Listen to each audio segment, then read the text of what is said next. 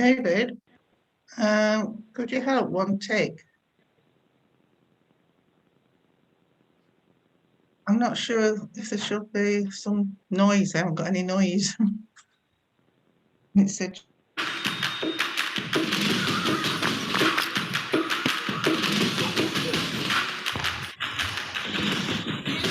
Oh, like that, it should be the light off on this.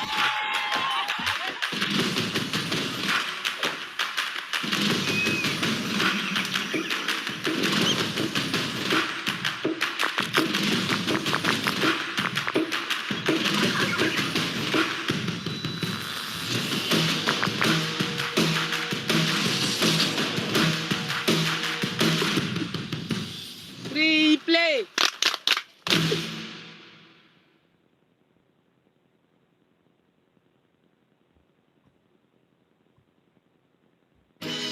Hi, I'm Tina, and I'm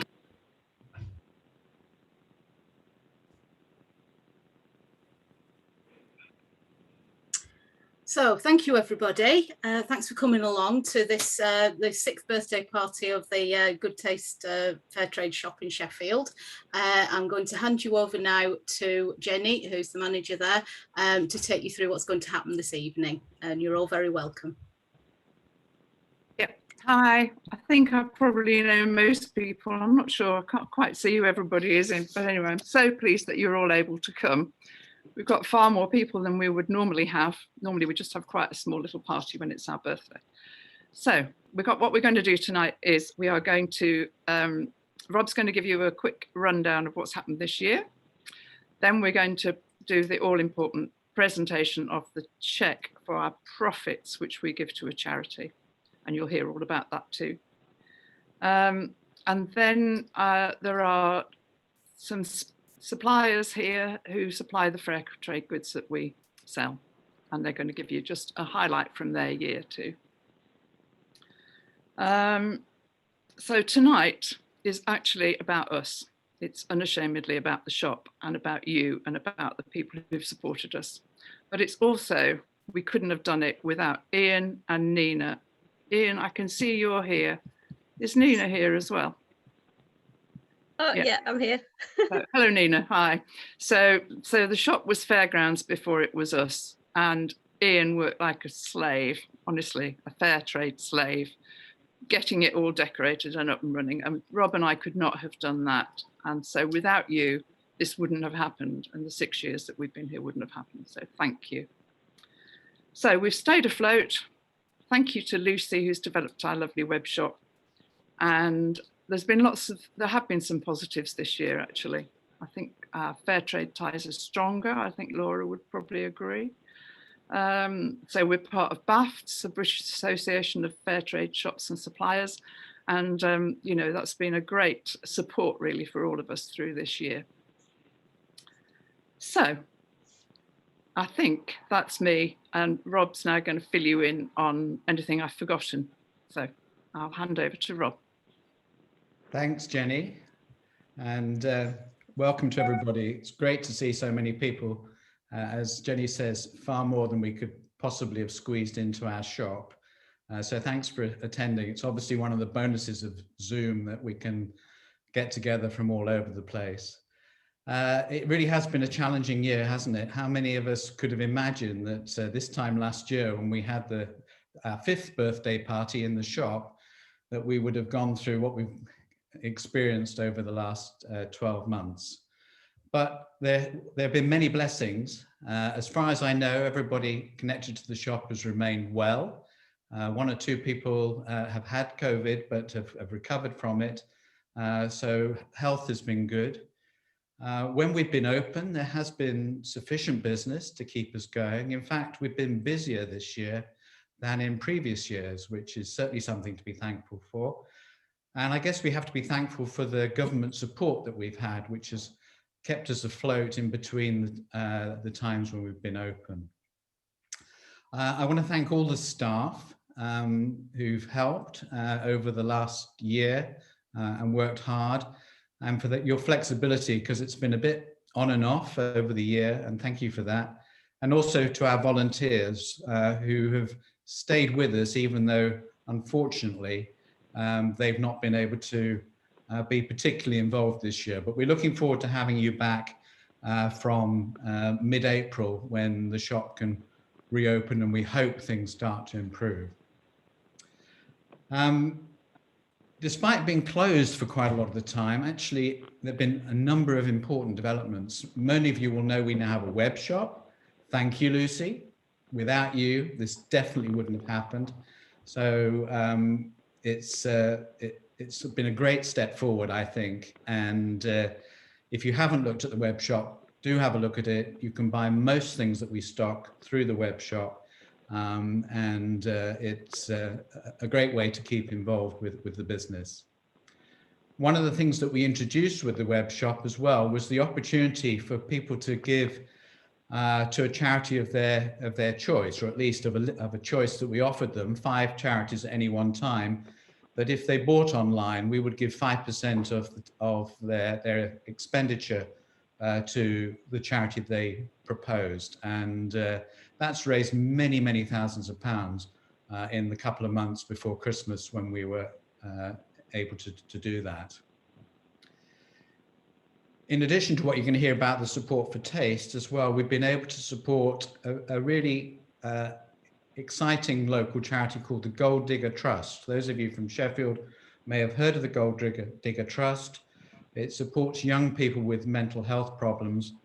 And one of Jenny's friends and one of our church colleagues, Marlene Baker, has been making face masks at a prodigious level, to the point that we have, or she's been able to pass on £3,500 towards the work of Gold Digger Trust. That is a lot of masks, I can assure you.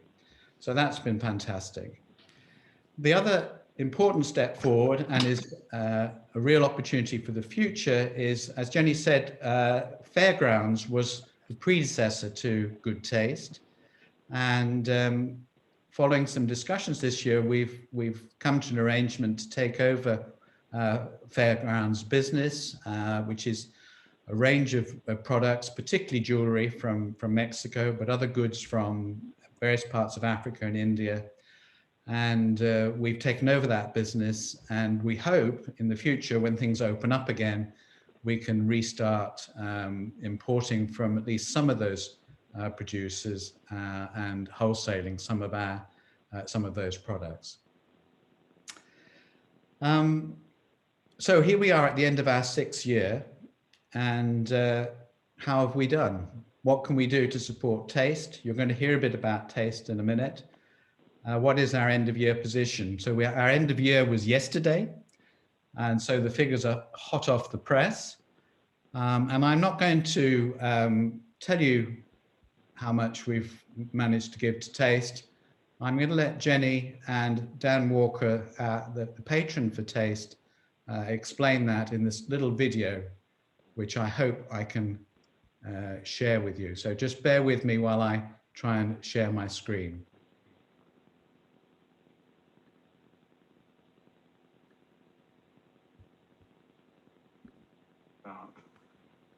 Thank you so much for coming, Dan. Pleasure. And we're absolutely delighted that this year we were able to give £12,000 to you today and to Taste. This is an amazing amount of money, £12,000. My mind is slightly blown by that, because I should say as well, happy 6th birthday. Thank you. And over that time, I know you've raised so much money, 12,000 plus the rest of it makes about what in total now? 42,000. Which is truly staggering. And the great news is, this money and all the other money makes such a huge difference. And we know you're aware of that as well. We'll try and explain a bit more exactly where that money will go. But that's brilliant. So thank you so much for your support of this brilliant charity. And thank you as well to everybody who's not only supported this beautiful shop in Sheffield over the last few years, but unbelievably continue to shop online at the moment. You can now buy online, and we deliver to people's homes nearby. That's what local service is all about. So thank you for this. It's been a real pleasure to come here on numerous occasions, but be back again. Thank you. At £12,000, we all know that makes an enormous difference. So thank you very much. Thank you.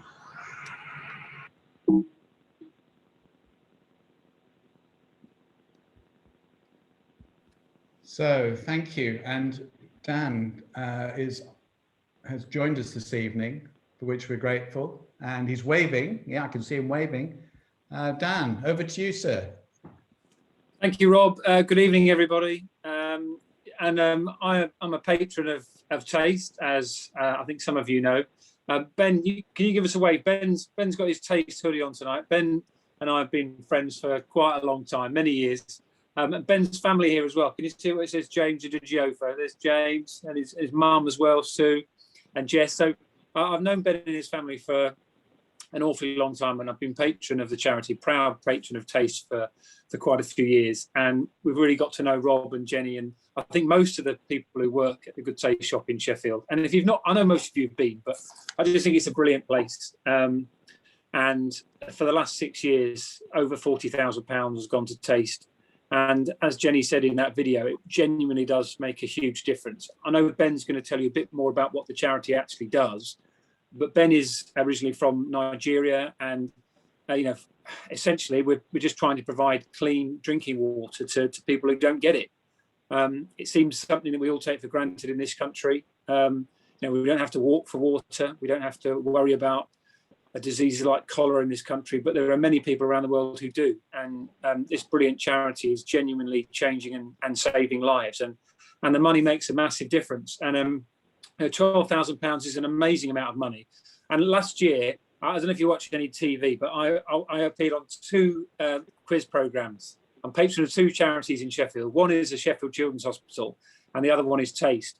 I'm glad actually I chose the right programs, because I went on the chase and I was supporting the Sheffield Children's Hospital, and I lost an awful lot of money and had to make a very sad phone call to the charity to apologise. I actually lost a record amount of cash on the chase for £104,000, which would have been split a few ways.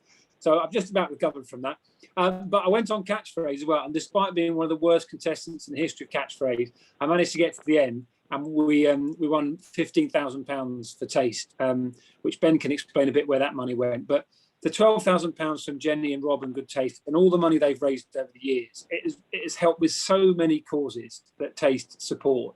And it's been a real pleasure for me to pop down to the shop on so many occasions. And hopefully Rob, Jenny and everyone else will be able to do this in the shop at some stage in 2021 in the future. That's what we're all looking forward to. But thank you all for being here tonight.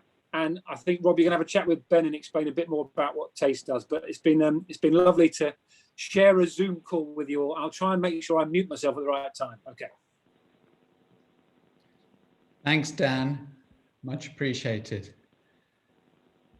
So, Ben, a lot of people know about Taste, but there will be a few people on the call who still don't really know what Taste is all about. So can you just briefly explain a little bit about Taste and its aims and its philosophy?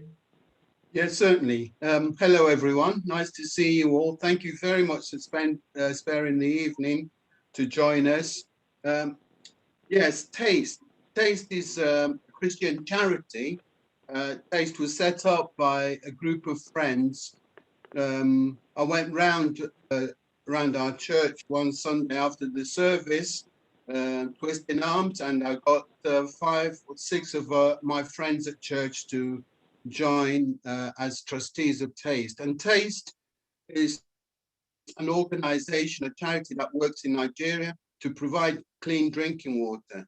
It really came about, Dan alluded to it, that I come from Nigeria, and the village that I was born in, I grew up in London, but I was born in Nigeria.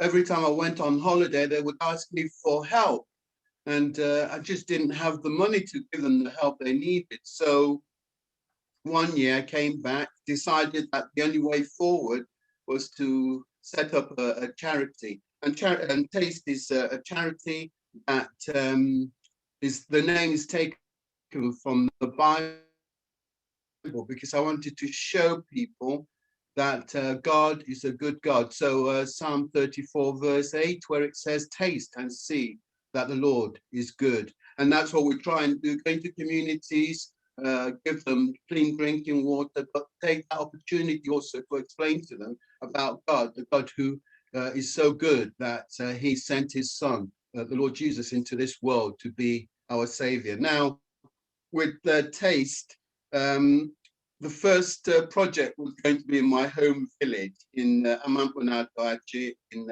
Nigeria.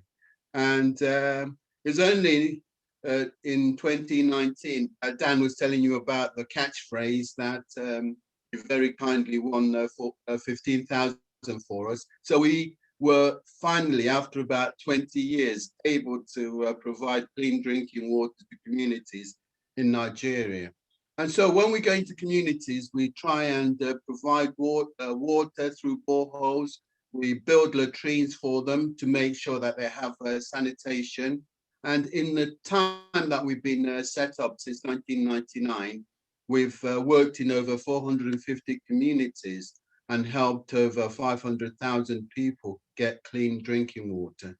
So that's Taste in a very, in a nutshell. So if you want to know any more about it, you know, I can talk all night, but I know Jenny's asked people to be brief, so I'm going to be brief now. Thanks, Ben. And just briefly explain that the profound difference it makes to these communities having access to clean water. It's so profound, isn't it?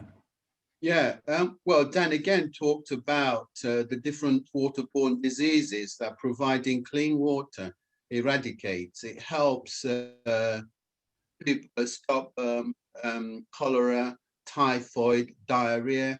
And in fact, in Nigeria, according to WaterAid, who also work in Nigeria, 59,500 children under 5 die every year because of lack of clean water. So that's one thing that providing clean water does.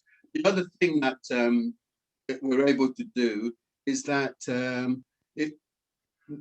in communities that we work in, there's nomadic herdsmen, cattle herders who move from one place to the other. And there are a lot of communities, there's a lot of conflict between the two as they fight over water and water resources. And sometimes the water is contaminated, the source. So providing clean drinking water also helps alleviate that conflict. And then another important thing is that with communities, a lot of the fetching of water is done by women and girls, and very often they're leaving very early in the morning, traveling many kilometers to go and fetch water, and sadly sometimes they can come under attack, and some have been known to be sexually assaulted. So again, having a proper water supply in the community makes sure that they're not having to go out into remote areas looking for water very early in the morning or late at night. Thanks, Ben. And this year, Good Taste, that the money we've just given you is going to support the purchase of a new drilling rig. I'm going to put a couple of pictures up through the share and a little video in a second, but while that's coming up, maybe you can say a little bit about the rig and why the organization needs it and how you're going to use it. Yes, thanks, Rob. Yeah, we have just recently, obviously we want to expand, our work is expanding, and we recently became partners with Tier Fund Nigeria.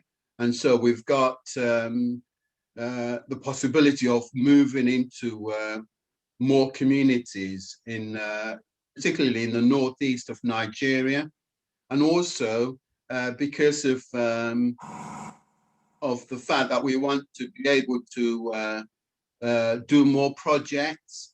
And this rig can drill up to 300 meters, and also it means that our staff can work more quickly because they're going to remote areas. Very often they're areas that are conflict hotspots. So they're not staying too long in those communities they're in, they do the work and they're out again. So it will certainly help in terms of safety for our staff, but also give us greater flexibility, and we can do more in communities, reach more communities with clean drinking water.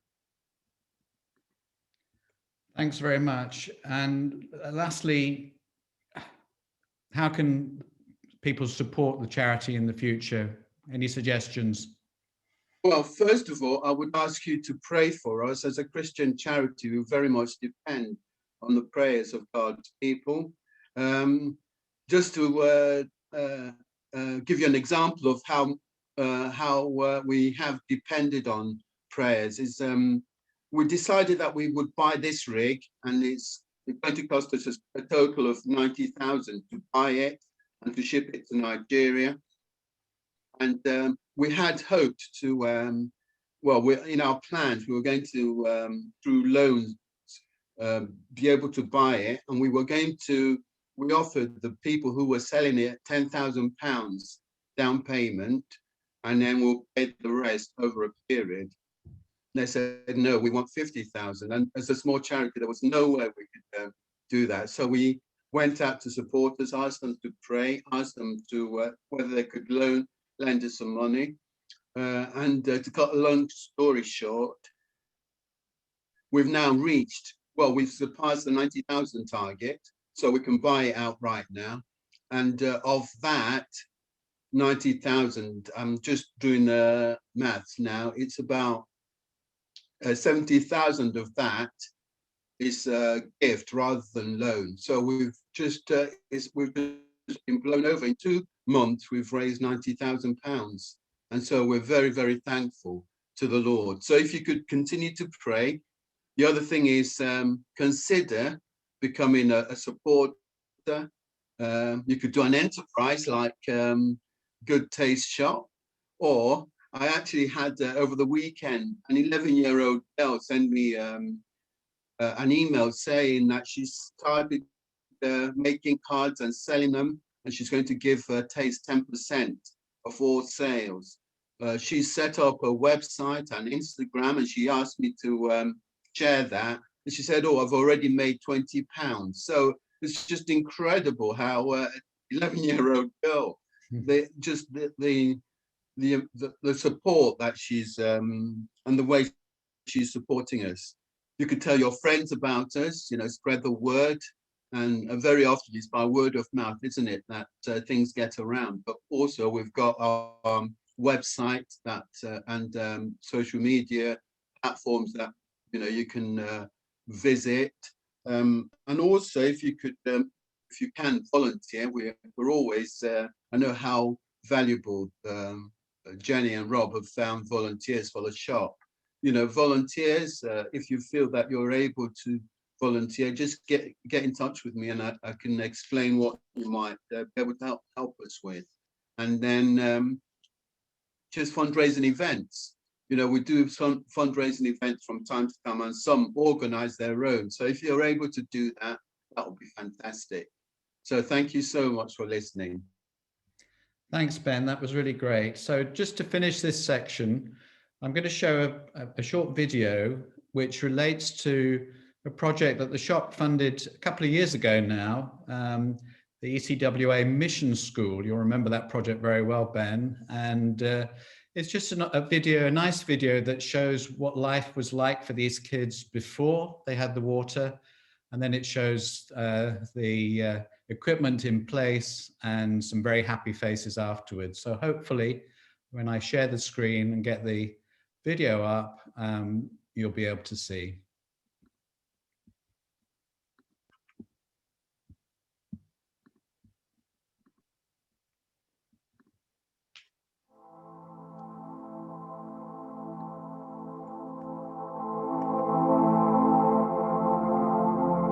In 2019, we made a very shocking experience here where we had failure of all of our water sources. And to add salt to injury, our water were tested and they found a lot of bacteria that can cause typhoid in the body of our children.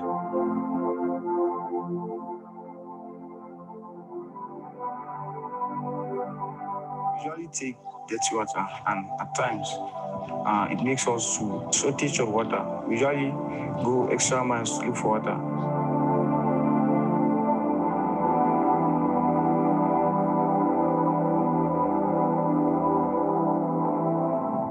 it will reach a point that the student will have to enter the well, and then we'll use our cup to be fetching the water, so that we'll come and use it. So if you come, we'll keep it for some time.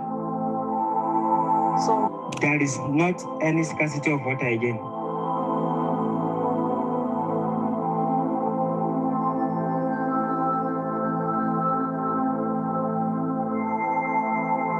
Commission this borehole in the name of God the Father, God the Son, and God the Holy Spirit. In Jesus' name. Hallelujah. Which says that test and see that the Lord is good. And the full meaning of test as it relates to us is transfer of appropriate, sustainable technology and expertise. That means appropriate to that community or that local community. I commission this borehole in the name of God the Father, God the Son, and God the Holy Spirit. In Jesus' name. Hallelujah. By my own experience, if this is not the best borehole in terms of borehole, it is one of the best. You may have your power failure anywhere. We are sourcing for eternal power. That is why it's called solar. Carry your neighbor anywhere. Even as for now that we don't have light, we have been suffering from water, but we have our water from the renewable source. That's the light, the natural source. But the interesting thing is that the inverter that is converting the solar panel to power the pump to bring the water. Now having clean water to drink and to bath and wash plates.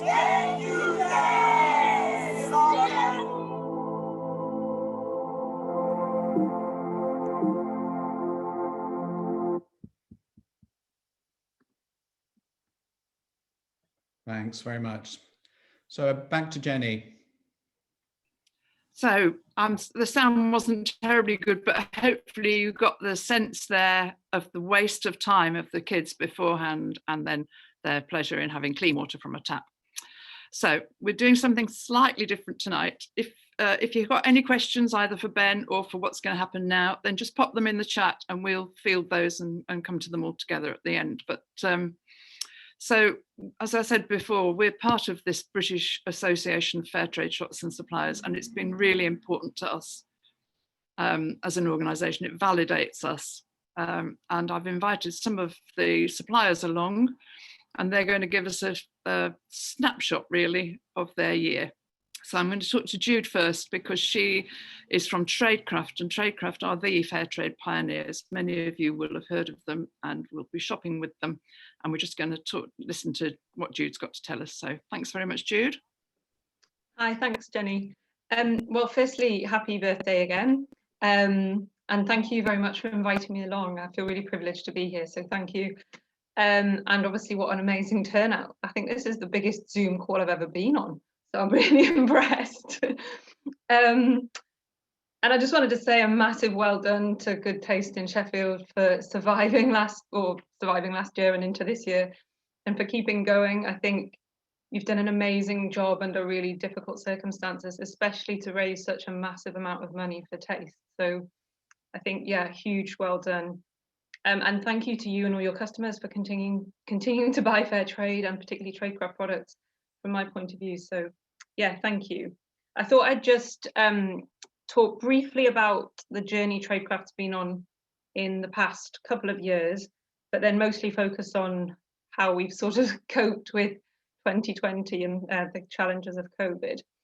So many of you might know that about 2.5 years ago, Traidcraft kind of came close to ceasing trading altogether, but we survived after a sort of a long period of restructuring and various other things. We survived, and going into 2019, we managed to sort of spend that year steadying the ship, getting our house in order, sort of looking back and clarifying the mission that Traidcraft had 2 years ago now, and sort of focusing on the values that Traidcraft have and on what our visions would be going forward.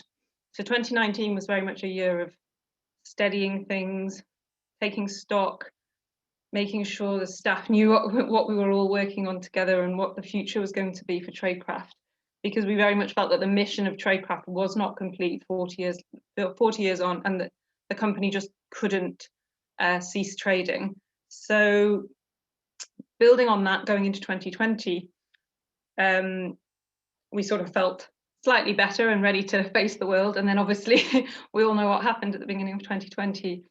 And I'll talk a bit more about COVID in a second, but what we've really, to this point in going into 2021, what we now really want to focus on again, having steadied the ship, is the idea of championing the producers, getting back to the roots of why we're doing what we're doing at Traidcraft, shining the spotlight again on our products rather than just treading water. We're very much now wanting to focus on the producer groups and bringing the stories of producers to our customers. So whether it's our direct customers or whether it's to resellers and shops such as Jenny's, and then on to the end consumer, I guess. So yeah, 2021 hopefully will be the year for us to focus on that. We're very much now focusing on sort of challenging the status quo in the trade, in supply chains and in the trade world. We're very much wanting to focus on transparency and everything to do with that, whether it's the costs in the supply chain or whether it's conditions or anything like that. But transparency is very much going to be a focus for Traidcraft, and bringing the true costs of things to the forefront, whether it's good or bad, or whether we like to see it written on the front of a packet or not. Traidcraft at the end of 2020, for our sort of boycotting of the Black Friday November day that we all hate, we decided to fully launch for everyone to see a sort of a transparency message, and we published on all of the Traidcraft branded packaging the true costs that go into making our products. So it's not quite yet onto the packaging, but it's on our website, and as we update packaging and get through and reprint packaging, it will eventually make it onto the packaging. But the true costs of our products are now available for everybody to see on the website, and we think we're one of the very first companies to do such a thing, so hopefully more will follow. So that was kind of, that's where we are. But yes, in amongst all of that, we've had to cope like everyone else with the challenges of COVID. Yeah. And I think Traidcraft's quite unique, and we were really very lucky in that we have an extremely loyal customer base, whether it's our consumers who buy directly from us or whether it's our huge army of resellers in churches and shops across the country. We have very loyal customers, so we're very fortunate that they've stayed with us. They've continued to buy from us. So again, thank you very much to those of you who've been buying from the shop in Sheffield. That does make its way back to us.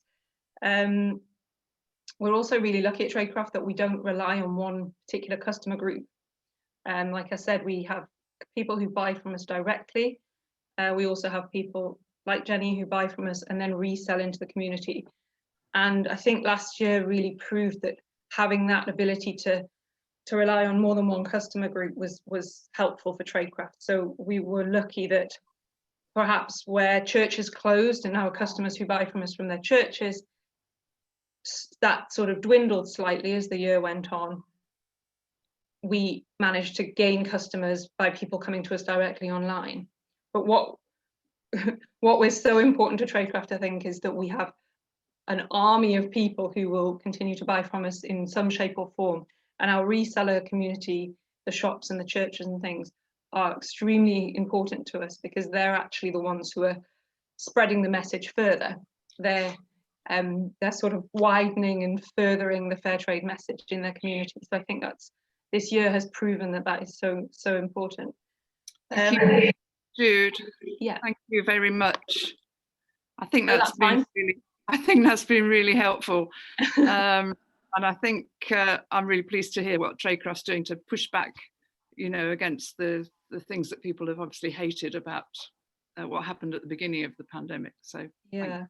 can No, I draw you to a close? Yeah, of course. I was pretty much coming to a close. I was just going to say that another big thank you to you and to the community and to everyone for buying fair trade products last year. And I think last year actually drew attention to that even more, and people started looking for ethical and sustainable products more than ever. So yes, thank you. Thank and you. well done again for everything that you've done. Cheers. Thanks ever so much.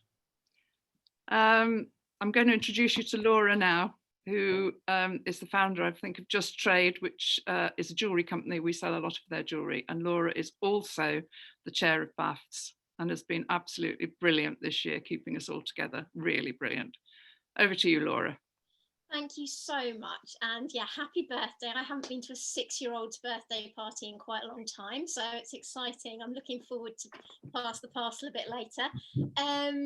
And on behalf of Just Trade, thank you so much to Jenny and Nina before for buying our products. Thank you on behalf of the Just Trade team here, but the Just Trade team around the world as well. It means so much that products that have been made with so much love find happy homes in Sheffield. So thank you for that. And also thank you for being such fantastic valued members of the BAFTS community. I think this year has really, I think when the pandemic first kind of hit, I started arranging Zoom meetings for the BAFTS community, not really knowing what to do. Normally you kind of think, oh, we could pivot, we could do this. And I think a lot of us were just like, we don't know what to do, but we have got each other and we can support each other. And we've had endless meetings about where to buy plastic screens and where you can get hold of some anti-bac and how to start online and all those sorts of things. And that's just been really, really valuable. And I know Good Taste, you've been a massive part of that. So thank you. I haven't got long, so I wanted to just tell you a little bit about some of the products that we are selling in the Good Taste shop and a little bit more about them that you probably don't get to see. So we work with the most amazing artisans in Ecuador who carve things out of tagua. So if you haven't come across tagua, it is a seed from the jungle, looks a bit like a stone, sometimes known as vegetable ivory. And I believe the Good Taste shop currently is stocking on special offer these little guys. So we've got a little guinea pig. I mean, I don't know how well you can see that, but he has the best face. We have a panda. We've got a rabbit made by Ronald. And you may have seen in the shop, I believe you've got one of these, haven't you, Jenny? One of the seeds. So you might have seen this. I don't think you left it. Oh no! Okay, I'll send you some. And you took it away again. Everybody, we often give these to people and they get stolen more often than not. I think children pick them up and they feel so nice. They just feel amazing. But I thought I'd show you this on my plinth. This is a tagua pod. So inside these are about 60 of these seeds and they dry out. And when they're solid, that's when you can carve them into these cute little animal figures. So I thought I'd give you a little bit of an update of what's been going on with the project that we work with in Ecuador. It's been a tough year for all of us, and I think we can get very focused on what's happening within our own four walls or what's happening within the UK. And that's why it's so great to hear about some of the projects in Taste in Nigeria. In Ecuador, it's been terrible. It really, really has been terrible. The pandemic hit very fast and very hard. And there has been absolutely no government support whatsoever. Fair trade's about long-term relationships. I've been working with these guys for about 10 years now, and we've been through some rough times already. I was in an earthquake with them, which we all nearly died, but you know, we got through it. We made some more tagua rabbits and some hedgehogs, and we kind of got through that. So this year's been tough. We just realized fairly soon on that actually what we were going to need to do, surprisingly, lots of people haven't wanted jewellery during the pandemic. I think they went quite mad for pasta and toilet roll, and less so for earrings. So our sales have obviously dropped a lot, and that has had a massive impact on the amount of orders that we were able to place. But we have stayed in regular contact with everybody, and we're providing monthly food parcels to every single person that we work with in Ecuador.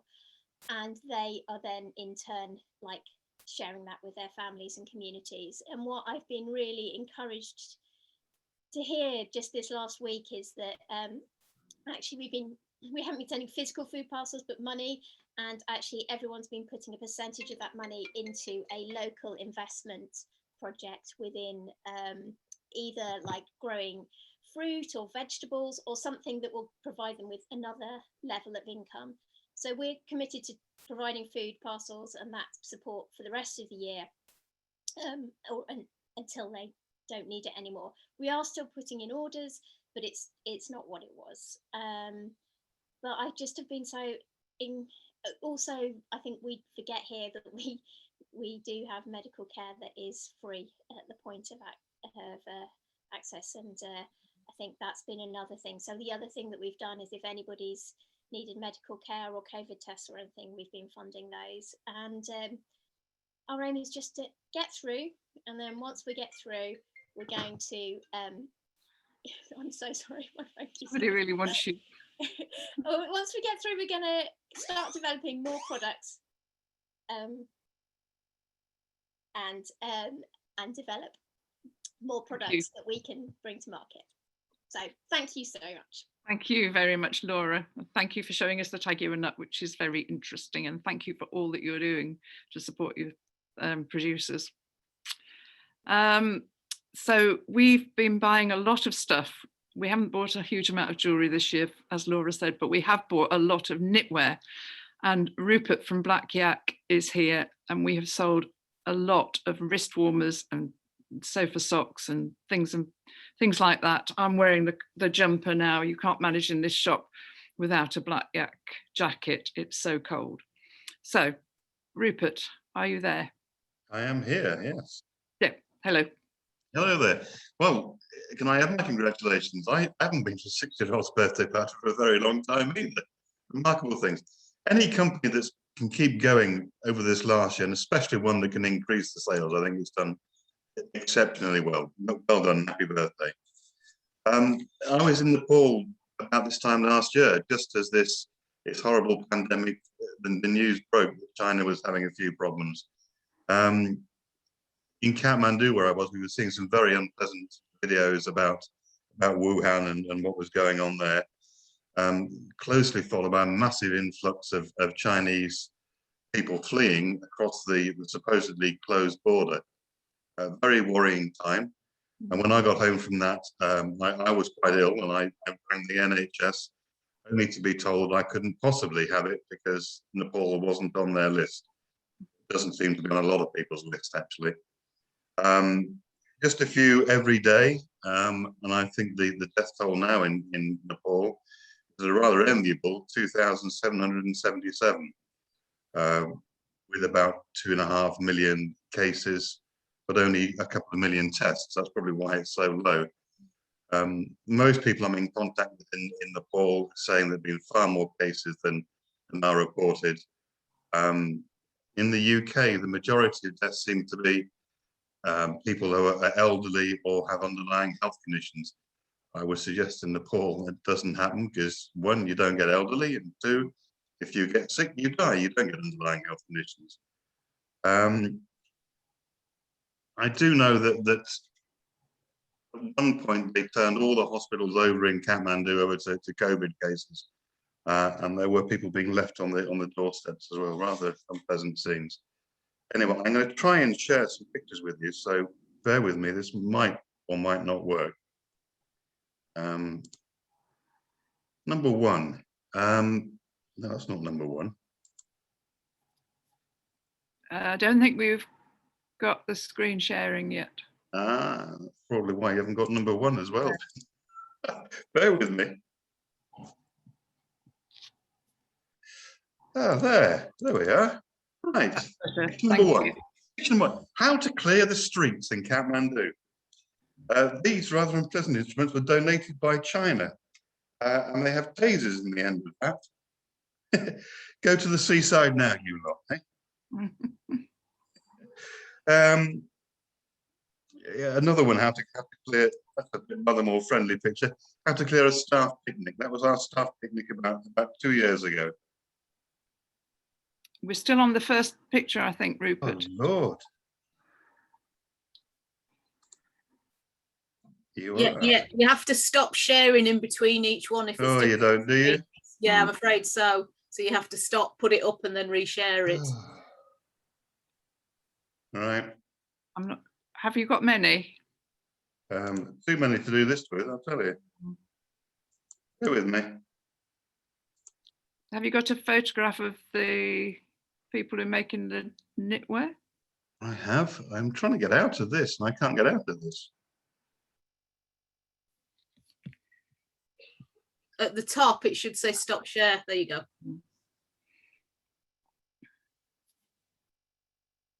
You're on mute now, Rupert. You managed to do that as well. You know, I spent 3 years at university getting a degree in computing. You wouldn't believe it, would you?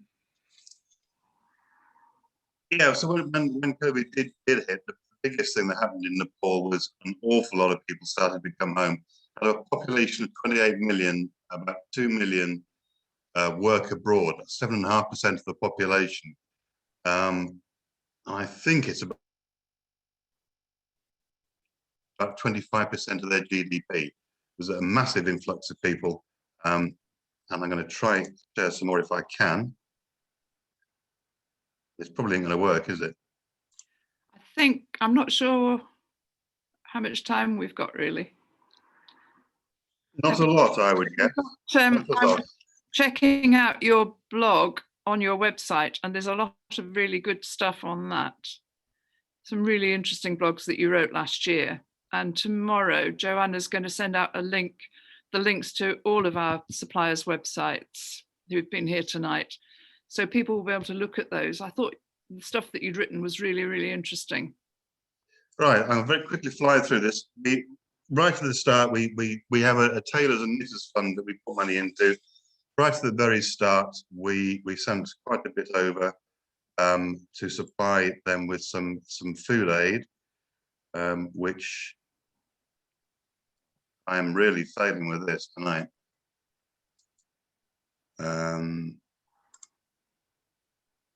We'll rattle through this. We distributed quite a bit of, can you see that? No. No, get this screen sharing thing. We sent money over for supplying food, rice and lentils to start with. Then you mentioned Black Friday. We didn't have a Black Friday. We had a Green Friday, and of all the sales on that day, 5% of that went towards a tailors fund, and we sent the money over, and they bought a load of big fluffy blankets. I long ago stopped asking what they were spending it on, but big fluffy blankets they like to do. So that's what we've done over the last year. We supplied quite a bit of aid in the form of rice and lentils. Then our customers very kindly bought stuff, and we bought a load of fluffy blankets as well. And I do apologise for the screen sharing going horribly, horribly wrong. No, please don't worry. I really think if people have got the time to look at your website, they will be really interested in it. So, I can share one last one if I can. So I bet I can't. Can you see that one? Yep. That's my favourite picture. That's the lady that pinched my flip-flops. She pinched your flip-flops. That's where I spent days looking for those, and those where they went. It's my favourite picture. There we are.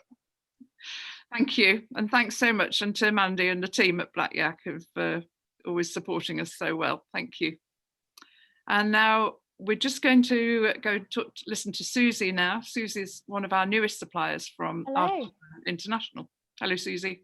Hi, Jenny. Lovely to see you. And hello, Laura and Ben and Rupert and everybody else. It's really lovely to be with you all. Can you hear me okay? We can.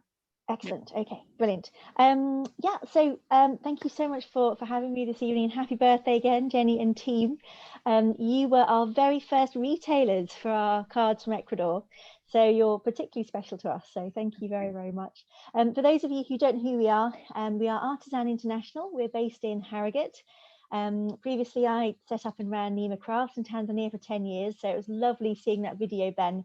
It really reminded me of our home in Tanzania, very similar landscape. It was, yeah, beautiful to see that. So after 10 years in Tanzania, I came back to the UK, set up in Harrogate. We run workshops for people with disabilities here in Yorkshire and various different places. And then once we got those set up, what we really wanted to do was pass on the model that we'd showed worked in Tanzania to other parts of the developing world, because all over the developing world, people with disabilities are absolutely the poorest of the poor in body, mind and spirit. They're the most marginalised, the most vulnerable, the least likely to get an education, and it's almost impossible to get a job, not least because of the huge stigma that's often attached to having a disability in a lot of these cultures.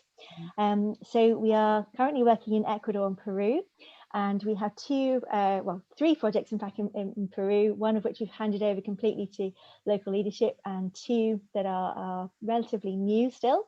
And we've set up an independent NGO there to oversee those. And then in Ecuador, we have a training centre there as well. And it's the cards that come from Ecuador that Good Taste Sheffield are particularly stocking. So, but just briefly, just to show you, this is the kind of thing that we produce in Peru. So very colourful, very beautiful textiles and also jewellery. So for example, we've got these bracelets that are made with the stones that are mined in Arequipa, the city where we're working. And those are made by people like Rocio, who you can just about see here, and her sister Vanessa. And those are two sisters with muscular dystrophy, who just make beautiful, beautiful jewelry. But in Ecuador, which I'm going to mostly talk about to you about this evening, we make these cards, and they're made from recycled paper and banana leaves, and then the Ecuadorian fabric, and they're all signed on the back by the makers.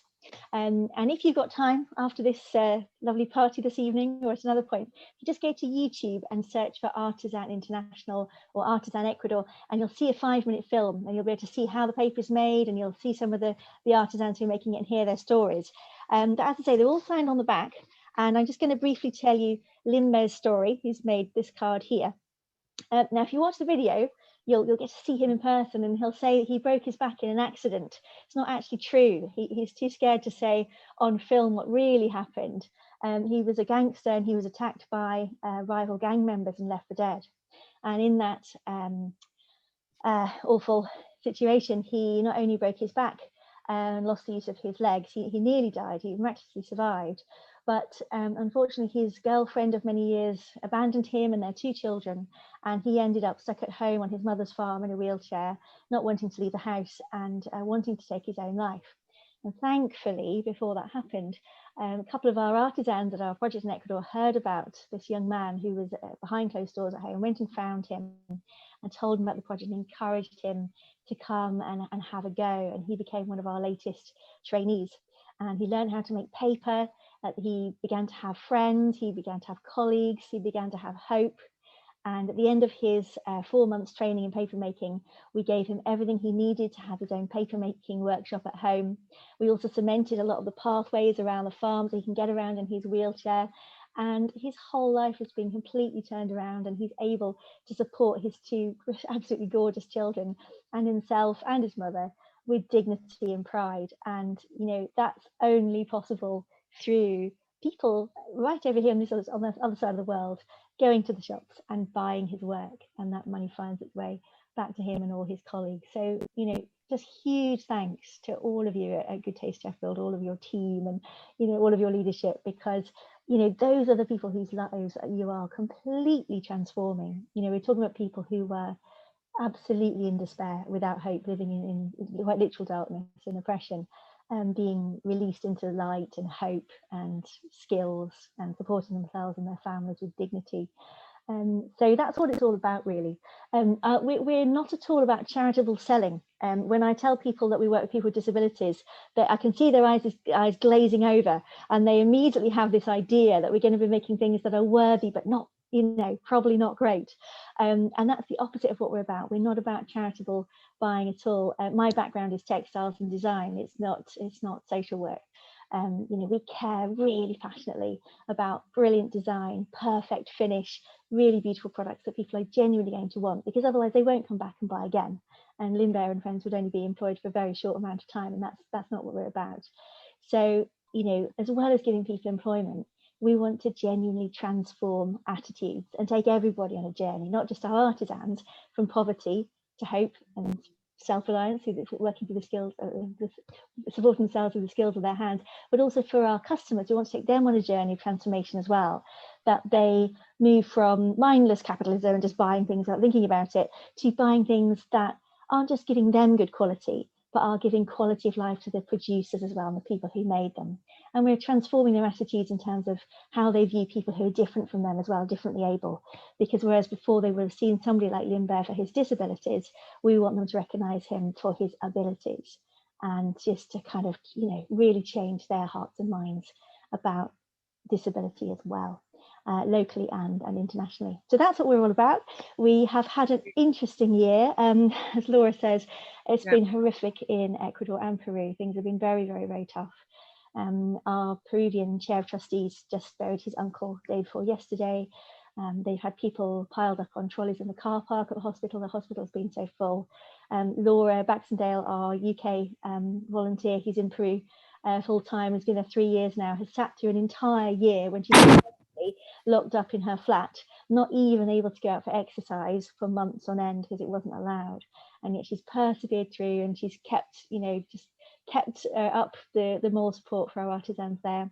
And we've been supplying them with monthly welfare payments, food parcels and so on during the periods that we weren't able to buy their work, because they literally weren't able to produce anything while they couldn't buy materials. But now I'm glad to say that things are opening up again, and we're able to actually get materials to them and pay them for their work. So they're not just receiving handouts. So thank you for all the support. And if you'd like to find out more about what we do or see the artisans, as I say, have a look at the website. It's artisaninternational.org, artisan with a Z. Thanks, Jenny. Yeah, in fact, yeah, Joanna's going to put all the links to you all on the Fairtrade Yorkshire website tomorrow. So you'll all get an email, I think, yeah. So lovely. Thank you so much, and I do really appreciate it. And you did actually sum up what Fairtrade was all about extremely well in a very short time. I think we're all very proud of you, know what it's all about. So thank you so much. I know it's nearly time to finish, but Lucy is going to show you a whiz round our shop and tell you what the sort of things that we've got for the people who don't come here every week, like some of you do. So thank you, Lucy. Thank you. I'm gonna get my little movie up. Can you all see the shop? Mm-hmm. Okay, I'm gonna pause it, and I'm just gonna. Yeah, that's it. Perfect. Sorry? Perfect. Okay, you might need to adjust your own screens if you can't quite see everything, but you should all be able to do that. So yeah, I'm going to take you on a very, very quick tour of the shop, and it is quick, it's 4 minutes, so I'm going to talk quite fast. Okay, so I took this video from by the door, and you can see how lucky we are to have such a big shop. And that's just so great because it means we can sell so many different items. So I'm going to just show you specifically a few of the items that we sell in the shop. You can see this is all sort of gifts and homeware, and in a minute we're going to jump over to our food and household section. There are the black yak jackets, very much needed. Okay, so here's the food and homeware, and household. Most of this is from Traidcraft. So we buy most of our food from Traidcraft. You can see just in the bottom corner there, that is the rice from JTS Scotland. And that has been an absolute godsend to us during lockdown. We have sold so many bags of rice, and we've completed many, many JTS rice challenges. And that means that if we sell 90 kilograms, we get to send one of the kids of the farmers to school for a year, which is amazing. And we've completed lots and lots of those in the shop. Fairtrade staples like biscuits, tea, coffee. Again, we've sold so much during lockdown. We're so thankful to everybody who's come to us to get their tea and coffee rather than going to the supermarket. Here are Susie's beautiful Artisan international cards. You can see really clearly actually on this video how colourful they are, how beautiful. They're probably my favourite card in the shop. I love the way they look, but I love more than anything the story behind them and the story of each person who made them. They're on our web shop. It's definitely worth buying. If you need a card, have a little look at them. They're lovely. This is our Black Yak. So we've also heard from the Black Yak from Rupert at Black Yak. So you can see lots of beanies and wrist warmers, which have sold absolutely amazingly because it's been so cold and because we've been outside all the time. It's been great to actually really increased our range of Black Yak this year, including the jackets, which we've sold some, which has been super, and it's just been really nice to offer our customers something a little bit different to normal. This is our Just Trade jewellery section. Beautiful, beautiful jewellery. I'm about to zoom in on our Tag Your Animals, so you'll be able to see them up nice and close in a moment. So yeah, here are the animals. There's the little rabbit and the panda. And then we also have this other necklace here, which is also made out of Tag Your, absolutely beautiful. It's so nice to stock this jewellery because it's quite different, I think, to what people tend to think of as fair trade jewellery. And it's just nice to be able to have a big wide range of different sorts of jewellery on offer. There's a little cat, and my personal favourite there is the guinea pig. I've got that necklace and I just love wearing it so much. Okay, this is something new for us this year. We've started stocking the Vent for Change stationery, which is recycled and sustainable and supports children's education worldwide. It's been a great seller. People have loved it. Again, it's on our web shop if you want to order it. It's really lovely. Loads of different colours and styles of notebook. And finally, the toys. So toys always sell really well. We've got the lovely wooden toys from Lancashire, but also knitted toys and baby buddies. That's them in the basket from Best Years. Toys sell really well all year, but obviously particularly at Christmas, we had a really great December in spite of being shut in November, and the toys definitely helped. So that's the end of the whistle stop tour of the shop. If you are able to come and visit, we'd love to, but obviously if you can't get to Sheffield, you can go online and basically you can buy everything that I've shown you except some of the food, which you'll have to get direct from Traidcraft if you're not local to us. You can get it on our web shop, and we would love to supply you with anything that you need. Anyway, there you are. Back to Mum. Thank you. Thanks ever so much, Lucy. That was really, really lovely. And I just want to say a brief thing about the web shop, that when you go on it, you'll see there's quite a lot of things that we've got in the sale and special offers. And this is our decision. This is because apart from today, the heating is off here. So we are saving money on our bills, and the government have been very generous. So we paid the proper price to the suppliers, and they paid the proper price to the people who made it. It's our decision to have reduced things a little bit. So those offers will probably go on just until we open anyway in April, middle of April. So if you'd like any of the things that we've got, please do take advantage of them. And I tend to post out the same day. So unless it's a Sunday, I'll try and post it to you the same day. And sometimes I've been known to deliver within the hour. So I'm obsessed. Anybody who knows me will tell you that I'm completely obsessed. It's a hobby gone wild. So I just want to finish by saying thank you to you all for coming. Were there any questions?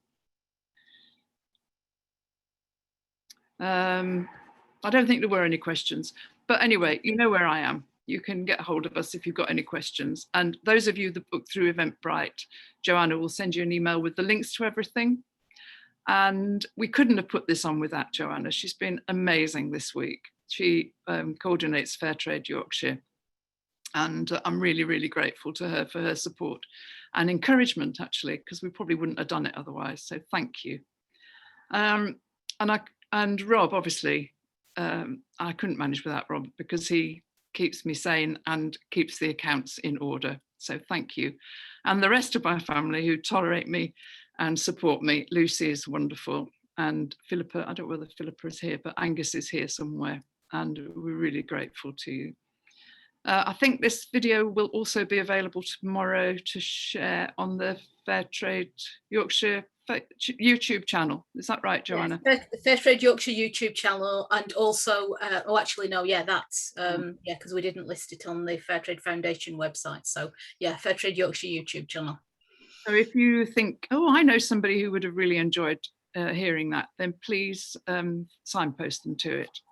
Yeah, that'll be in the Eventbrite link as well. I'll put loads of links in there so you can just share it, everything widely. So that's about it. On a normal year, we would obviously have been drinking wine and eating cake, but obviously we can't do that. Well, only Lucy and I can do that. But I did make a little cake. It's a bit pathetic. So does it say 6? I don't know whether it's back to front. But anyway, Lucy, why don't you come in? So I'm a better baker than I am cake decorator. So we will share this cake tonight with our family. I did send out in the reminder emails. I put down that if anybody happened to have a Fairtrade chocolate bar or a piece of cake or a glass of wine, that we could share them now and just toast good taste. I haven't. I've got a cup of tea, but I'm going to toast you anyway. And I've got cake. We've got virtual drinks here, like a virtual birthday party. I made a cake earlier. I had to run out of the event with the Bake Off star to go and get my cake out of the oven, ironically. Oh. Well, thank you very much. And Lucy, you can blow the candles out. There. And hopefully next year, 7, you will all be here in the shop. Well, those of you that live in Sheffield will be in the shop, and you'll be able to have a proper slice of cake. So I'm going to draw the event to a close now, and I'm sorry we've overrun a little bit, but I do hope you've enjoyed it, and thank you very, very much for coming.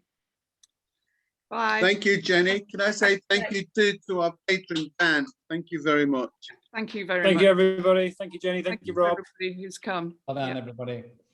Thank you, Jenny. See you later. Thanks. Bye. Bye. Just before, I'm going to show a video right at the end.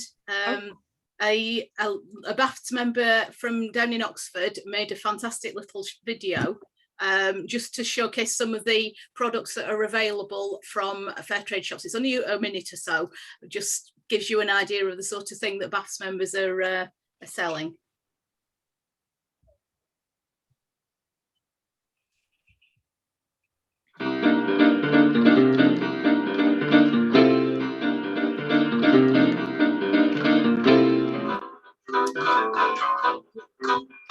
We've lost it, Joanna.